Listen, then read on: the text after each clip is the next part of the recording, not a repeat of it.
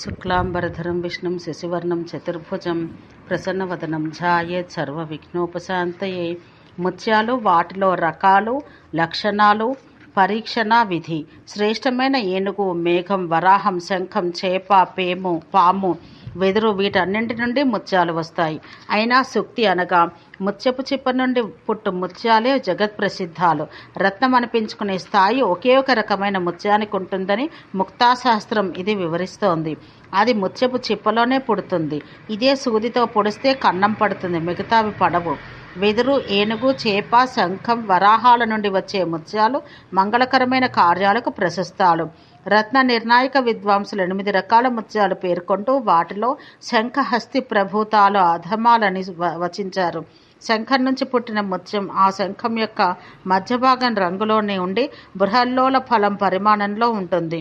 ఏనుగు కుంభస్థలం నుండి వచ్చే ముత్యం పసుపు రంగులో ఉంటుంది. వీటి ప్రభావం ఏమీ ఉండదు. చేప నుండి పుట్టే ముత్యాలు ఆ చేప పైభాగం రంగులోనే ఉంటాయి. అందంగా, గుండ్రంగా, చిన్నవిగా ఉంటాయి. సముద్రంలోనే ఎక్కువ భాగం జీవించే చేప యొక్క పదవ భాగం ఆ ముత్యాల వదన భాగం ఈ ముత్యాల జనక స్థానం. వరాహం నుండి వచ్చే ముత్యాలు ఆ వరాహం దంత మూలాల రంగులోనే ఉంటాయి. అయితే ఈ వరాహాలు మనకెప్పుడూ దర్శనమిచ్చే నల్ల ఊరపందులు కావు. ముక్తాజనకమైనది ఎక్కడో ఎప్పుడో అరుదుగా దొరికే శ్వేతవరాహ రాజం. వెదురు కణుపుల నుండి పుట్టే ముత్యాలు వడగళ్ళలాగా స్వచ్ఛ సముజ్వల తెలుపు మెరుపుల కాంతులతో శోభాయమానంగా ఉంటాయి. ఈ ముత్యాలకు జన్మనిచ్చే వెదుళ్ళు ఎక్కడో దివ్య జనులను సేవించుకోవడానికి వారున్న చోటనే పుడతాయి, కానీ సామాన్యులకు దొరకవు. సర్పముత్యాలు కూడా చేప ముత్యాల వలె విశుద్ధంగా వృత్తాకారంలో ఉంటాయి. కత్తుల చివర్ల కాంతుల వలె అద్భుతంగా మెరుస్తాయి. పాము పడగలపై, అది అత్యున్నత జాతి నాగుల వద్దనే దొరికే ఈ ముత్యానికి గొప్ప శక్తి ఉంటుంది. దీన్ని ధరించేవాడు అతిశయ ప్రభా సంపన్నుడై, రాజ్యలక్ష్మీ యుక్తుడై, దుస్సాధ్యమైన ఐశ్వర్యానికి అధిపతి అయి, తేజస్విగా, పుణ్యవంతునిగా వెలుగొందుతాడు. ఈ ముత్యాన్ని రత్నశాస్త్రంపై ప్రపంచంలోని సంపూర్ణ అధికారం ఉన్న విద్వాంసుని చేత పరీక్షించి ఆయన తలయూచిన పిమ్మట శుభముహూర్తంలో ఒక సంస్థ విధిపూర్వక సంపన్నమైన భవనంపై స్థాపిస్తే ఆకాశం నుంచి దేవదుందుభి ధ్వని వినిపిస్తుంది. దేవతల సంతోషం, ఆశీర్వాదం స్పష్టంగా తెలుస్తాయి. ఎవని కోసాగారంలో అయితే ఈ సర్పముత్యం ఉంటుందో వానికి సర్ప రాక్షస వ్యాధి ప్రయోగాల ద్వారా మృత్యుభయం ఉండదు. మేఘంలో పుట్టే ముత్యాలు భూగోళం దాకా రానే రావు. కేచర్లేని దేవతలే వాటిని ఒడిసి పట్టేసుకుంటారు. ఆ ముత్యాలకి దిక్కుల మూలల్లోని చీకట్లను కూడా పారద్రోలి అంతవరకు మనకు కనిపించని చీకటి కోణాలను ఆవిష్కరించేటంత తేజస్సు ఉంటుంది. సూర్య సమాన కాంతులతో ప్రకాశించే ఆ ముత్యం ఆకారం కూడా స్పష్టంగా ఆ వెలుగులో కనిపించడం కష్టం. ఈ మేఘమణి సర్వజన సామాన్యానికి సమస్త శుభదాయకం. ఈ మణి ఉన్న చోటు నుండి నలుదిక్కులు సహస్ర యోజనాల దాకా విస్తరించిన క్షేత్రంలో ఏ అనర్థమూ జరగదు. దైత్యరాజు మహాదాని బలాసురుని ముఖం నుండి రాలిన దంతపంక్తి నక్షత్ర మండలంలాగా ఆకాశంలో ప్రకాశిస్తూ విచిత్ర వివిధ వర్ణకాంతులను వెలవరిస్తూ అలా అలా సముద్రంలో పడింది. ఈ సముద్రం అప్పటికే అశేష జలరాశికి గాక అమూల్య రత్న సంపత్ ప్రపంచాధిపతి. సోముని యొక్క షోడశ కళలతో నిండిన వెలుగులను, కాంతిని, శాంతిని తలదన్నే రత్నాలకు ఆకారం ఆ చంద్రునికే పుట్టిల్లు. రత్నగర్భైన సముద్రమే మహాగుణ సంపన్నాలైన సర్వరత్న నిధానం. అందులో పడ్డ బలాసురుని పలువరుస ఒక కొత్త అమూల్య సంపద.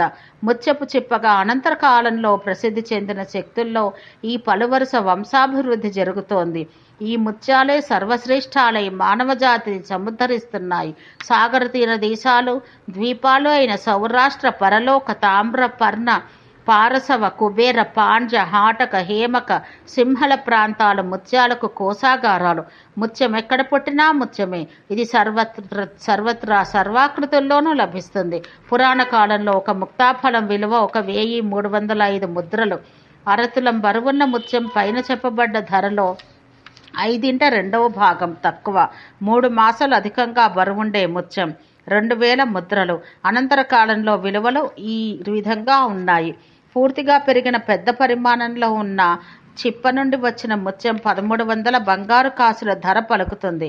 6 బియ్యపు గింజల బరువున్నది 460 కాసులు చేస్తుంది. అత్యుత్తమ స్థాయికి చెంది 9 గింజల బరువున్న ముత్యం ధర 2000 కాసులుంటుంది. 2.5 గింజల బరువున్నది 1300 కాసులు, 2 గింజల బరువున్నది 800 కాసులు, అరగింజ బరువే ఉండి 300 కాసులు ఖరీదు చేసే ముత్యాలు కూడా ఉన్నాయి. ఉత్తమ స్థాయికి చెంది 720 మిల్లీగ్రాముల బరువుండే ముత్యం వెల 200 కాసులు. ద్రావిక అని పేరు గల శ్రేష్ఠ ముత్యం ఒకటి ఉంది. దీని బరువు 50 మిల్లీగ్రాముల వెల 110 కాసులు. భావకమను పేరు గల ముత్యం 35 మిల్లీగ్రాములు, ధర 47 కాసులు. శిక్ష అను చిన్న ముత్యాలుంటాయి. అవైతే ఒక్కొక్కటి 25 మిల్లీగ్రాములు, 40 కాసుల ధర. సోమముత్యం 15 మిల్లీగ్రాములు, 20 కాసులు. అలాగే కుప్య అనే రకానికి చెందిన ముత్యం 8 లేక 9 మిల్లీగ్రాముల బరువుండి 9 లేక 11 కాసుల ధర పలుకుతుంది.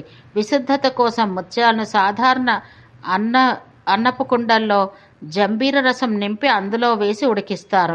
తర్వాత వాటి ఆకారాలు మలిచి కన్నాలు కూడా వేసేస్తారు. దీనికి ముందుగానే బాగా తడిపిన మట్టితో మత్స్య పుట పాకం జోడించి అందులో ముత్యాలు ఉడికించాలి. తర్వాత మట్టికి బిడాల పుట పాకం జోడించి అందులో ముత్యాలను ఉడికించాలి. తర్వాత వాటిని బయటకు తీసి పాలలో కానీ నీటిలో కానీ మధురసంలో కానీ వేసి మరలా వేడి చేస్తే అవి నున్నగా మృదువుగా తయారవుతాయి. మంచి మెరుపు కూడా వస్తుంది. అప్పుడు స్వచ్ఛమైన వస్త్రంతో ప్రతి ముత్యాన్ని గట్టిగా తోమాలి. చెప్పులను మెరుపు కోసం గుడ్డతో రాపిడి చేసే దానికన్నా ఎక్కువగా వీటిని చెయ్యాలి. వాటి మెరుపు 2 3 పెరుగుతుంది. దోషాలన్నీ పోయి గుణవంతమై సహజంగానే ఉండే ముత్యం ఈ రకమైన శుద్ధి చర్యల వల్ల మరింత నయనానందకరమై పంకిల రహితమై శోభిస్తుంది. మహానుభావుడు, దయామయుడు, లోకబాంధవుడు వ్యాడి అనే ఆచార్యుడు ఈ ముత్యాలపై జనులకు జ్ఞానాన్ని కలిగించాడు. ఈ విధంగా రసశోధితమైన ముత్యం శుభసిద్ధికారకమైన విశ్వాసపూర్ణ అలంకారమై మానవ శరీరాలపై అలంకారమై శోభిస్తుంది. సూర్యకాంతి సోకిన స్వచ్ఛమైన గాజులాగా మెరుస్తుంది. స్వర్ణ జటితమై ఉంటే ఆ బంగారానికి ఒక కొత్త వెలుగును, అందాన్ని, శోభన ప్రతిపత్తిని ఇస్తుంది. ముత్యాన్ని బాగా శోధించి మంగళకారకం చేయడం సింహలీయలదే సింహభాగం.